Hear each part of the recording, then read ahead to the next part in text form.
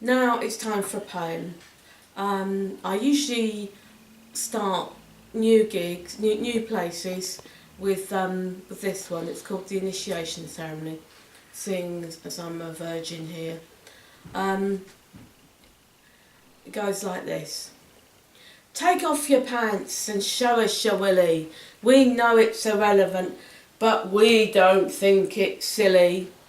Shove a lit candle up your arse, sing a song and do a strange dance.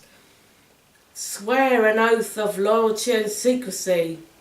We don't want anyone knowing what goes on in here. Then you're a fully fledged member of the gang. Let's get this party off with a bang. When I was a little girl, about between the age of 7 and 9, we lived in Mauritius, and we were friends with an Indian doctor out there, and he used to tell us the most hilarious stories. And one of them was when he was training to be a doctor. This would never happen now. Health and safety regulations, it wouldn't be allowed. We're going back about 60 years when he was training, 60, 70 years when he was training. And he was telling us that every doctor student got allocated a corpse. And they've got to dissect it. And so to get into the frame of mind of be able to deal with that gross, cutting them and getting all the organs out and everything, they dress them up and take them to the annual party. I don't know whether it was a Christmas party or not, but anyway, they took them to an annual students' party. And this is a poem based on that. True story, based on a true story. The student doctor's Christmas party. Where do you go to when you die? To a party, of course, if you meet the right guy. Let's look at that through telescope glasses. They're all in the morgue, dressing their partners.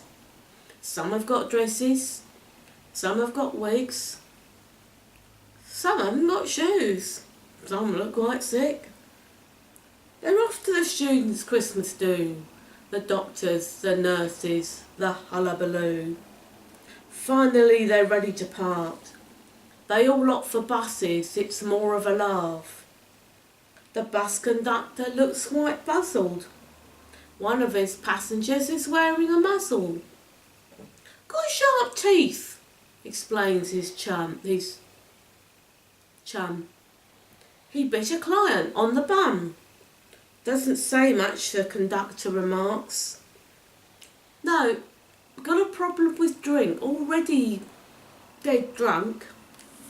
Finally they get to the place, and one of the stiffs falls flat on his face. The party is going with a swing. The music is loud and there's plenty of drink. They arrange the stiffs around the room.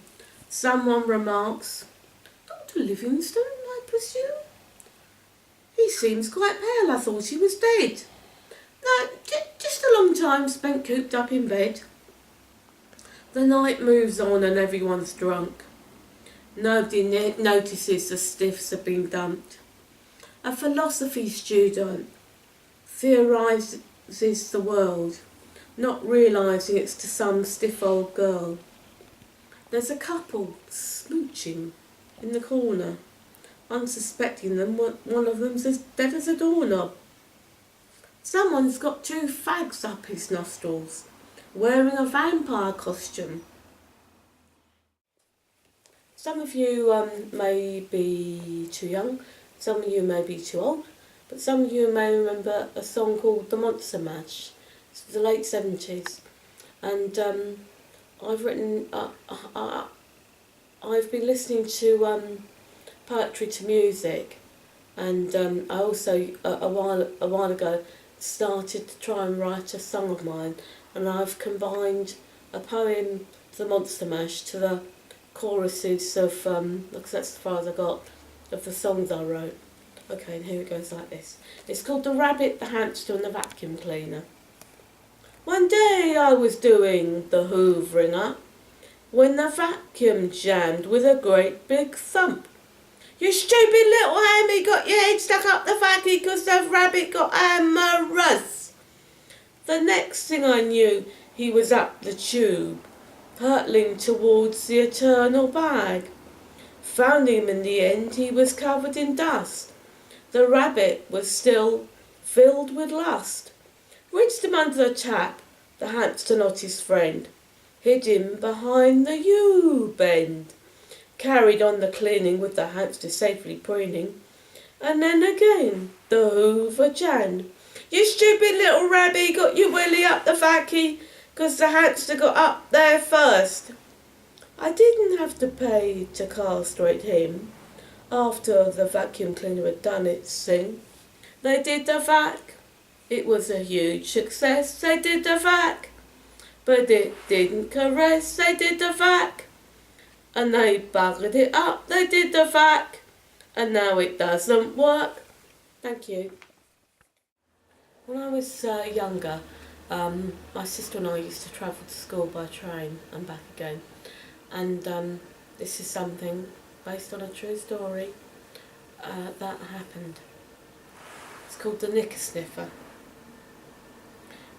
He sniffs knickers, my sister mouthed to me, standing in the corridor on the train, as the middle-aged man was attempting to chat me up an 11-year-old schoolgirl. What? I said. Knicker sniffer, she mouthed, pointing at him. What? I shouted. Knicker sniffer, she whispered, pointing at him again. Oh, I said, turning to the man. You must be the famous knicker sniffer who hangs around the washing line in people's gardens, sniffing knickers. Pleased to meet you.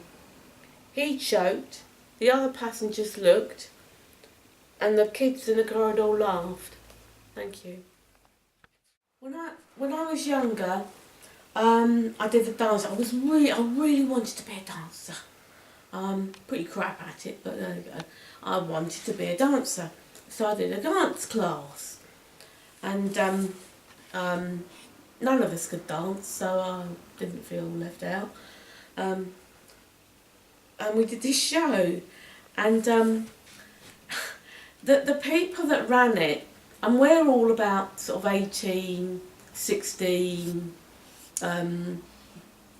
that sort of 15, that sort of age, and they treat us like kindergarten schools. They're kind of, come on boys and girls, let's do this and let's do that. And I thought, oh God, this is awful. Anyway, we did this show and I thought, this is going to be absolute crap. And I thought, I know, I'll ad lib. So all through the rehearsals, because I knew they'd not let me do the show if I did it before, I did exactly as it was planned by the teachers. And on the night of the show, this is what happened. The dance show. The curtain went up, time for the show. The music starts and on we go. The first scenes of the sea and the waves. I thought it funny to run across stage.